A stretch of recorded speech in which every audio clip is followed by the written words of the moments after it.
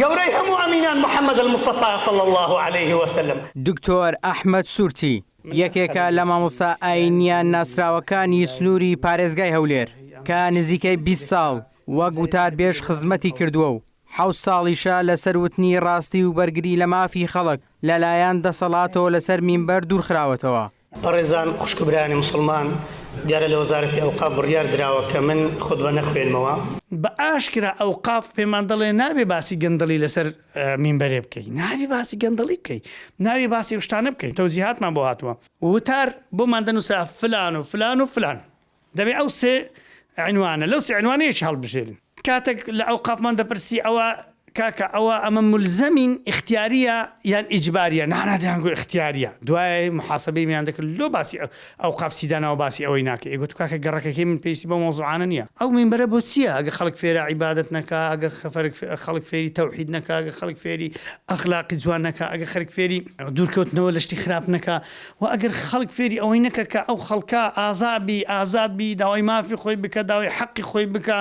دکتۆر ئەحمەد سورتی دەڵێت نابێت میلەت ستەمی 30 ساڵەیە و دەسەڵاتە لەبیر بکات و دەبێت بەدەنجی سزایان بدەن. ئەو دەڵێ ئەگەر بە ناڕاستی و بە بانگەشەکانیان بڕوا بکەنەوە ئەوە 4 ساڵی دیکەی داهاتوشتان دیسان پڕ لە کەم و کوڕی و مافخوران دەبێت. خەڵکانێکان ئێستاکە دەرگای نەوتیان لە خەڵک گرتوتەوە، دەرگای معاشیان لە خەڵک گرتوتەوە، معاش لە دەستیوان نەبی نابێت خەڵک وەری بگری، ناڵن بە تەوتین هەر کەسێک بەبێ منەتی خەڵک معاش خۆی وەرگری ئیش دەکات سبەینە تا ئێوارێ ئەو مۆزەفە ئیش دەکە ئێوارە دێتەوە وەڵام معاش نادەینێ. ئەنجا لە هەمووی غەریبتر و عەجیبتر ئەوەی لە کوردستان هەیە لە دنیای خوای گەورە لە هیچ شوێنێکی نییە.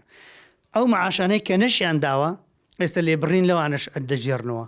ئەخە تو ئێستا مەسەلەن معاشی مانجی نۆت نەدایە، پاشی 6 مانجی دیکە مانجی نۆش معاش ئەوەندە لێ دەژێڕن. ئێکوڕ خۆ نەدایتە من معاش لە چ لێ دەژێڕەوە؟ کابرا نەتوانێت دەنگێکم بداتێ سبەینێ چۆن دەتوانێت سیلاحم لە بۆ هەرگری لە دژی دژمنێکی. یعنی میلەت کە گەیشتۆتە حەدێکی کە ئینسان خەریکە لێیان بێ ئومێد. ئاسمان و ڕێسمان فەرقە لە بینی کەسێک کەوا هەڵگری دین و باوەڕ و ئیمانێکی پتەوە لەگەڵ کەسێک کە لەگەڵ خوای خۆی ڕاست نییە.